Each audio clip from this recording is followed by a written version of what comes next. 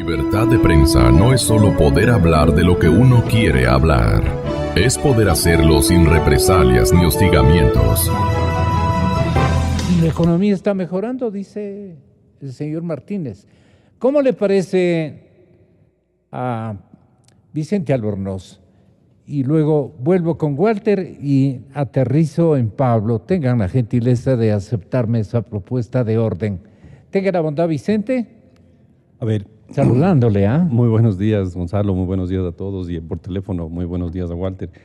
A ver, si es que uno ve los últimos datos del Banco Central de crecimiento económico, sí, es verdad, la economía ha mostrado una recuperación.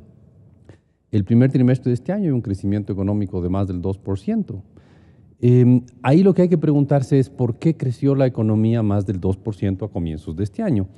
Y en realidad, ¿por qué crece la economía una cantidad chiquitita el último trimestre del año pasado? Porque básicamente eso es el peor momento de la crisis, según datos del Banco Central, que a mí me parecen que están medianamente bien calculados. El peor momento de la crisis es el primer trimestre del 2016. Y ya se sale ya empieza a crecer la producción al último trimestre de 2016 y hay un crecimiento de 2% para el primer trimestre de 2017. Entonces, claro, uno podría, si es que maneja las falacias, ¿no?, decir, no, vea, ya está, todo está arreglado, ya no hay nada que modificar. Que modificar, ya la mesa está servida, está puesta, como quiera que haya dicho Correa. Pero claro, ahí hay que preguntarse por qué es que la economía empieza a recuperarse básicamente desde mediados del año pasado y sobre todo el primer trimestre de este año. Y ahí hay que irse y ver el único motor que tiene la economía ecuatoriana. Porque verá, en el Ecuador, después del gobierno desastroso de Rafael Correa, se desincentivó la inversión privada. La inversión privada es lo que debería ser el motor del crecimiento de cualquier economía, ¿no? Porque la inversión privada es para producir, ¿no? Usted pone una radio para producir programas de radio, usted pone una zapatería para producir zapatos, ¿no? Eso es lo que hace la inversión privada. Entonces, se desincentivó la inversión privada y el único motor que le quedó a la economía es el gasto público. Y ahí es cuestión de ir y ver los datos publicados por el Banco Central, publicados por el Ministerio de Finanzas, publicados por Jaime Carrera y el Observatorio de Política Fiscal, y uno ve clarísimo, desde mediados del año pasado el gasto público empieza a recuperarse. Y se recupera con especial fuerza el primer trimestre de este año. Pero porque había dinero. Sí, señor, porque había dinero que venía de la deuda, verá. Eso es lo importante. No venía del petróleo. No. Algo venía del petróleo, pero básicamente venía de deuda. Entonces, en base a un endeudamiento impresionante, se vuelve de pivote al Estado. Claro. Para que la economía... Le ponen al único motor que le queda a la economía, Exacto. Le echan un montón de esteroides, porque ya ni siquiera es gasolina eso, no es esteroides, lo que se ponen los atletas esos, los que se dopan. Yeah. Le echan esteroides al único motor que tiene la economía, que es el gasto público, y como era de esperarse, hay un crecimiento importante del gasto y la economía se recupera. Gonzalo, le doy un dato que es impresionante. Yeah. El mes de marzo 2017 es el marzo en el cual ha habido más gasto del presupuesto del Estado en toda la historia del Ecuador. Nunca en un mes de marzo el presupuesto del Estado ha tenido tantos gastos como en marzo 2017. Claro, la parte trágica es que la mitad de ese gasto se cubre con deuda, Gonzalo. La mitad del gasto se cubre con nueva deuda. Entonces, claro, usted mete tanto dinero a la economía y crea esa ficción de que la economía ya está bien. Pero verá, Gonzalo, aquí hay una cosa importantísima. Si uno ve los datos del mismo gobierno, el gobierno espera un crecimiento muy pequeño de la economía en todo el año 2017. Lo ha anunciado varias veces. Me parece que espera un crecimiento del 0.7 para todo el 2017. La única manera de tener lo que el gobierno predice para todo el 2017, después del buen primer trimestre debido al buen gasto público financiado con deuda, es que la economía se contraiga hacia fines de año. O sea, el gobierno está anunciando que va a haber una contracción económica para fines de año. Lo está diciendo con una gran habilidad política, porque no dice eso, simplemente da un dato y hay que sentarse a hacer un montón de cálculos matemáticos para darse cuenta que lo que está anunciando el gobierno es una recesión para fines de año. Y es porque ya no hay cómo mantener esa locura de crecimiento del gasto público, que se mantuvo la segunda mitad del 2016 y el primer trimestre de 2017. Y por lo tanto, el único motor que tiene la economía va a bajar mucho sus revoluciones, y la economía se va a desacelerar. Eso no es haber puesto la mesa, Gonzalo. Así es. Eso es haber fingido poner la mesa para convencerles a los mudos que iban a heredar esto ¿Y por los qué mudos. les dicen medios mudos? No digo mudos. Estoy diciendo en la visión de quienes estaban en el gobierno anterior, estaban pasándole a unos mudos que venían después, ¿no? Yo no creo que lo son. Ya. Estoy tratando de entender un poco la lógica de la gente del gobierno anterior frente a la lógica del gobierno actual. Entonces les pasan así, ya ellos ya verán qué hacen, ya. Don Pablo Dávalos, si un alumno le dice, bueno, vea, ¿y qué, profesor Dávalos? Esta revolución del modelo económico, este trabajo de anular las malas prácticas de conducción económica y evolucionar hacia algo más esclarecedor, en primer lugar, de lo que quiere hacer este gobierno, que goza de una simpatía nacional superior al 80%, por su manera de ser, por cosas también de peso específico que él ha logrado establecer en las nuevas relaciones entre todos los que hacemos el Ecuador.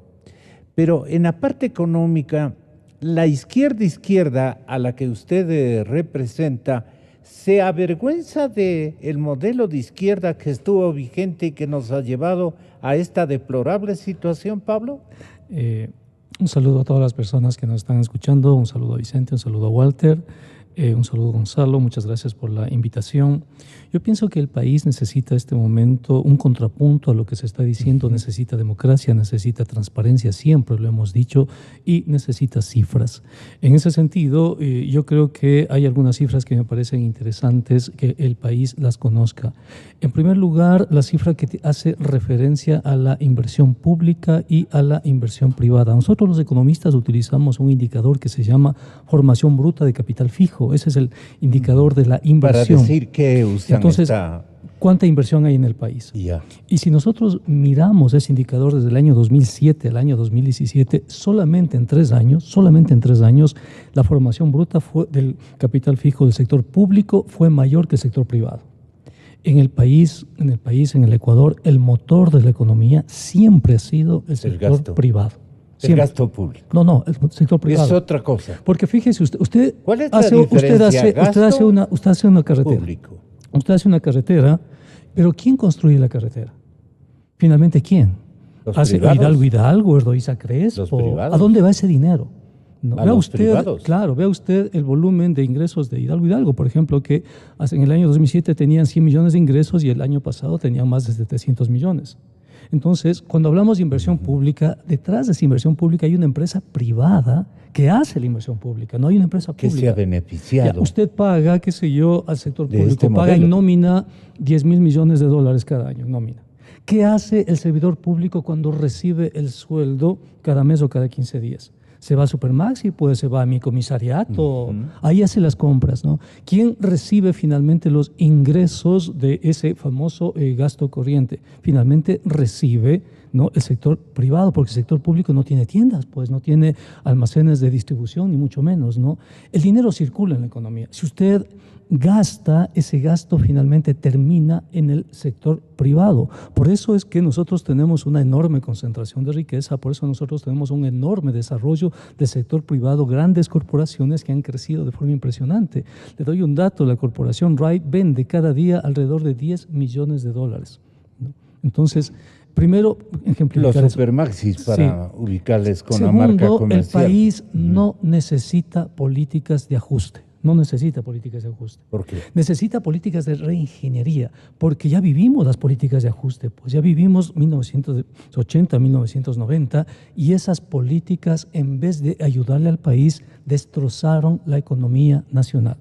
En el año 80, los años 82, que empezaron las políticas de ajuste, la CEPAL, que es la Comisión Económica para América Latina, le llamó a la década de los 80 la década perdida, porque las políticas de ajuste que proponen Spurrier y otros economistas, en vez de ayudarle a la economía cuando se pide recortes de gasto público, en realidad le están haciendo un daño a la economía.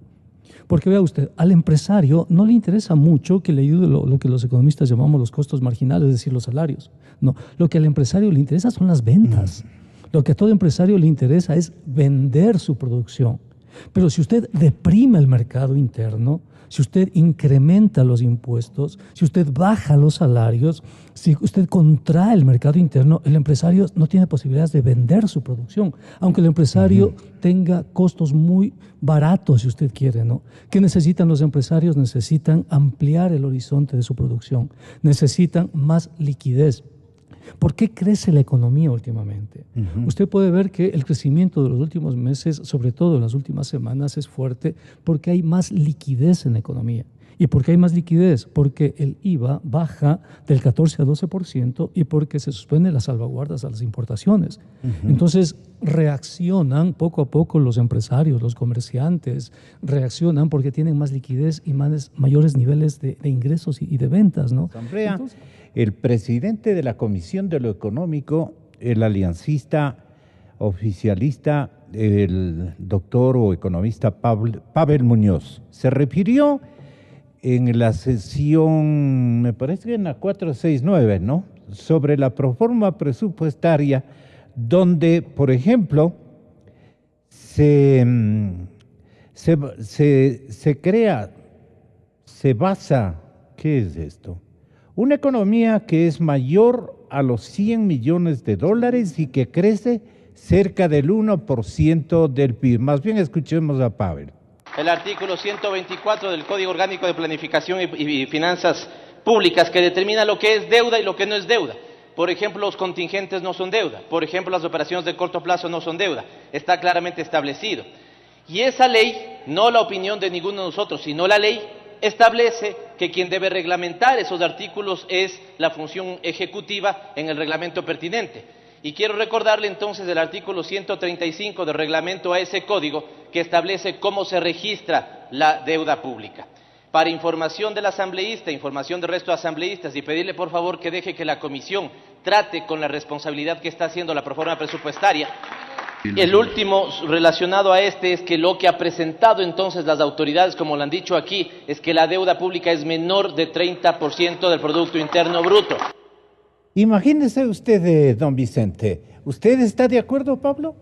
Pero no, pues lo que pasa es que están midiendo la deuda externa pública. No es que la deuda externa pública no es relevante, es súper relevante. No, porque si toda la deuda fuese relevante, estaríamos en el 60%. Pero ¿qué hace el gobierno? Solo cuantifica la deuda externa pública del gobierno, no de las instituciones gubernamentales como Petroecuador, la banca pública, etc. Solo las instituciones del gobierno central. ¿Por qué miente 27.000 millones. Entonces? No miente, manipulan las cifras. Está haciendo exactamente lo que yo le digo hace un momento. ¿Cuánto es la deuda externa? ¿Cuánto es la deuda externa pública? Si usted añade esa deuda externa pública, la deuda interna, las obligaciones, porque tenemos que pagar por esas obligaciones, estamos en 60.000 millones de dólares. Pero si usted quita todas esas cosas y solamente pone la deuda externa, que en este momento, claro, Vicente dice que no tiene importancia, pero es tan importante que a Pavel Muñoz le permite decir que la relación entre deuda-PIB es menor al 30%, eso le da margen de acción, si usted quiere, a Alianza País para decir que no ha habido sobreendeudamiento. Pero ¿cómo explica usted que tengan que pagar 9.000 millones en amortización en capital con una deuda de 30.000 millones? ¿Cómo se explica usted aquello, Vicente? A ver, Gonzalo, imagínese que usted está haciendo dieta y le dicen, ¿sabe qué, caballero? Consuma máximo 1.000 calorías. Y usted dice, ya, perfecto. Con la lógica que está manejando Pavel Muñoz y Pablo Dávalos, no me metas a mí en sería eso. es cuestión de decir, a ver, voy a medir solo las calorías de la sopa. No voy a medir las calorías ni del segundo y sobre todo no del postre, ¿no? Sí. Entonces Pablo nos dice que la deuda que hay que medir Eso no es deuda. es la deuda externa. Pavel dice que hay que medir solo la deuda que no es con el sector público. Yo digo que hay que medir no quiere admitir que hay que medir toda la deuda, lo que le deben Gonzalo. al IES, Claro, lo que le deben al Banco Central es también deuda. Entonces, ¿qué es? Entonces, Gonzalo, mi teoría... ¿Asumen que fue un obsequio de los ecuatorianos? Si yo fuera un dietista, diría que hay que sumar todas las calorías de la sopa, del segundo y del postre. Claro. Y como economista le digo, vea, Gonzalo, hay que sumar toda la deuda, O sea, y el la postre, interna, la en externa, el Banco la que es Central, con los privados y la que es con los en el públicos. IES. Todo hay que sumar. Y esa deuda, Gonzalo, se dispara el rato en que deja de crecer el precio del petróleo. Pero le aplauden las chirindinas. El hecho final, Gonzalo, es que a partir de mediados del 2011, fines del 2011, se dispara la deuda. Eso es lo que... La deuda entendida como el buen dietista que entiende las calorías sumadas de todos los platos, ¿no? La deuda entendida como la suma de interna y externa, a partir de fines 2011 se dispara, y eso es solo para seguir manteniendo la ilusión de que las cosas están bien. La deuda, lo que tenemos que pagar por deuda, Gonzalo, es más que lo que estamos pagando en salud y educación. Son cerca de 9.000 millones de dólares y el próximo año será cerca de 10.000 millones de dólares. El presidente Moreno tiene que empezar ya a renegociar esa deuda. Si necesita liquidez, sobre todo para su política social. ¿Dónde encuentra un renegociador? Tiene tres sectores de deuda externa, ¿no? Porque esa es la que se renegocia en definitiva, ¿no? Tiene la deuda emitida a nivel de bonos, por ejemplo, puede emitir nuevos bonos ampliando el tiempo y bajando la tasa de interés para tener más liquidez. ¿Quién tiene que arreglar eso? Puede contratar una banca de inversión. Ya contratamos a la SARFRE. ¿Pero con quién tiene que arreglar aquello? Con los tenedores de deuda en los mercados financieros de capitales, ¿no? Tiene que hacer una nueva emisión sobre las emisiones. No sé si tienen cupón cero ¿Y hay los clima bonos emitidos. para eso? Hay clima para eso. Hay posibilidades. Es ¿Por cuestión el de perfil renegociar. del presidente Moreno? Exactamente, ¿no? Y por eso es importante. La confianza, digamos, y por eso es importante que esa confianza se solidifique, si usted quiere, cambiando el equipo económico, porque no puede renegociar una deuda con el mismo equipo económico. Claro.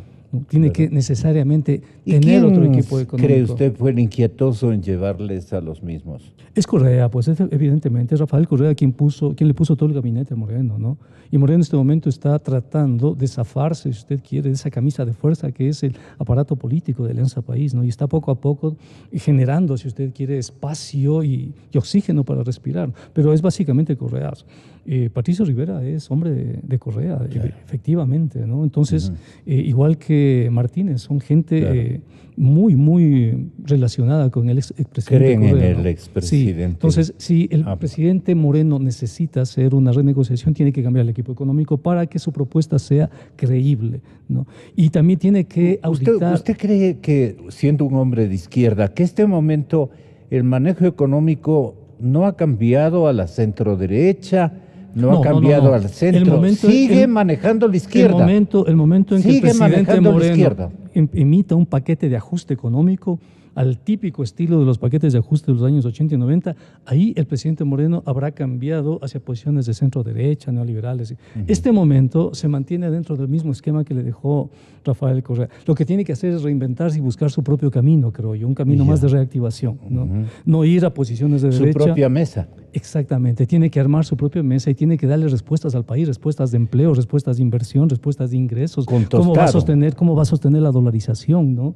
Es decir, respuestas que tienen que ver no con el sector fiscal. El sector fiscal es una parte pequeña del problema, Gonzalo. El problema es mucho más grande. Somos una economía de 100.000 millones de dólares. Somos una economía de 16 millones de ecuatorianos y tenemos que pensar no en los 800.000 burócratas, sino en los 16 millones de ecuatorianos. ¿Le dejan en los 4 millones de desempleados. Su propia mesa al presidente Moreno? ¿Le dejan las izquierdas construir, tan infiltradas como están, le dejan construir su propia mesa o Bruselas le tiene complicado con los tweets? El tuitero de Bruselas. A ver, yo creo que aquí hay que verle a Moreno como una persona que no es un experto en manejo económico, pero que o es hábil o tiene muy buena asesoría en lo político. Tiene un gran sentido común. De lo político, pero entonces, ¿qué es lo que está haciendo él ahorita? Él está implementando ese viejo dicho, ten a tus amigos cerca y a tus enemigos más cerca.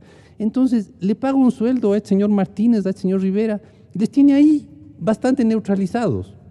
Entonces no molestan mucho.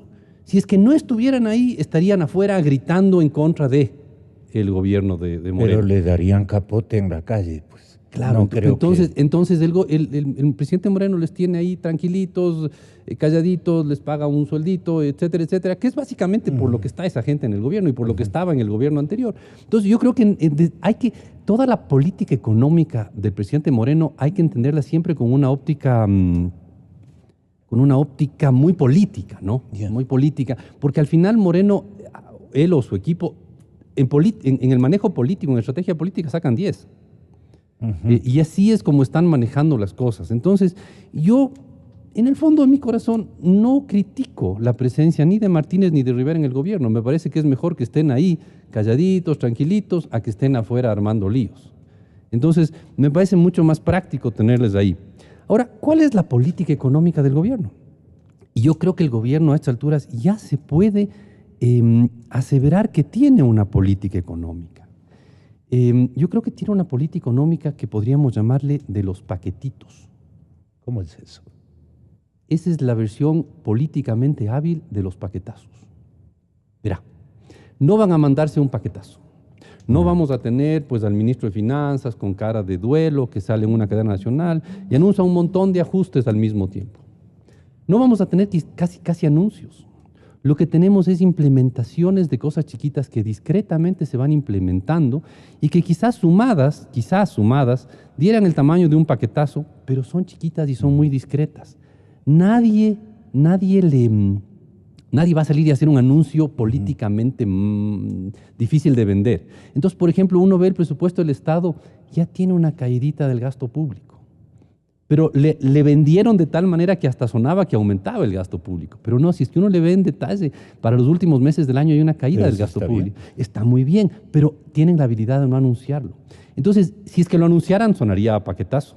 Como no lo anuncian, es discreto y pasa y la opinión pública no se pone ya a pelear en contra de, etcétera, etcétera, ¿no? Entonces, hábilmente, mi teoría es que la política económica de este gobierno yo le voy a bautizar de la política... ¿Qué le sugiere para la mesa? A ver, vamos... ¿Qué le sugieren los dos? Comienzo con usted, Pablo. Reactivación. Es lo que sugeriría. Reactivación productiva. ¿Cómo se hace eso? Con políticas monetarias, con políticas fiscales. Por ejemplo, podríamos eliminar la segmentación del sistema financiero, para que el sistema financiero cobre una sola tasa de interés y que los microempresarios tengan acceso a esa tasa de interés. De tal manera que no hay estímulos para prestar al consumo más que, a la producción, ¿no? Entonces, una política de segmentación, una política de acceso a la banca pública de desarrollo puede servir para apalancar, si usted quiere, al sector de la microempresa, porque el motor económico del país no es la gran empresa, Gonzalo, es la micro y pequeña empresa. El 80% de unidades... de unidades empresariales son pequeñas. Somos un país de pequeñas empresas, de pequeños comercios, de pequeñas tiendas, de pequeños talleres, que no tienen acceso a crédito, porque el acceso a crédito es muy caro. ¿Qué le cuesta al gobierno, por ejemplo, crear un fondo de colaterales, un fondo de garantías que sirva de aval cuando uno de esos empresarios va a pedir un crédito, ¿no? Necesitamos entonces apoyo, necesitamos credibilidad para que el gobierno pueda trabajar con el dinero electrónico, por ejemplo. Vicente, pero en cambio el sistema financiero popular que fue creado por el correísmo y que anima a Pablo a que continúe adelante, y de hecho ha crecido. Antes teníamos las cooperativas, pero las cooperativas entraron en un camino muy incierto, se han quebrado muchísimas, etcétera, etcétera.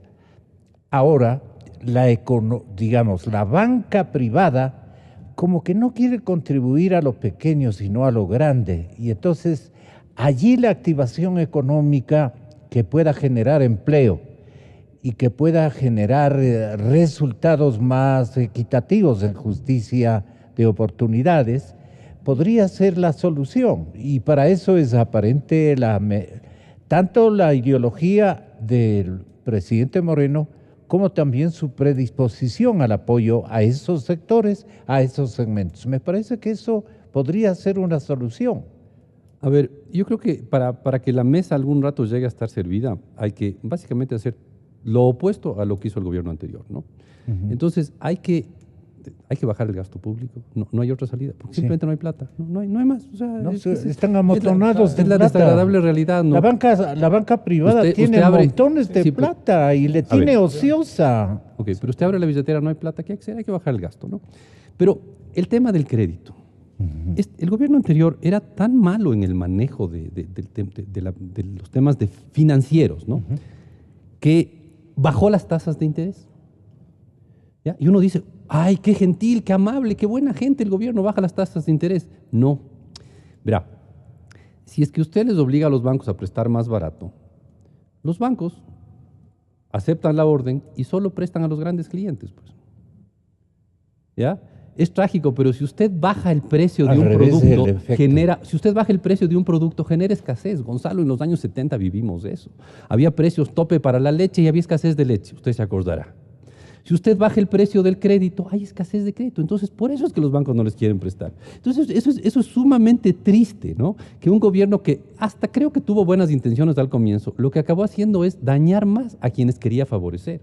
Y eso lo ve uno en todo, ¿no? Al final querían favorecer a los pobres y la pobreza cayó mucho más lento en el gobierno actual, en el gobierno de Correa, que en los gobiernos anteriores, ¿no? Y esos son datos todos del INEC y del El resto y del discutan CICE. ustedes, señores oyentes, porque yo creo en la radio. Yo creo en la radio.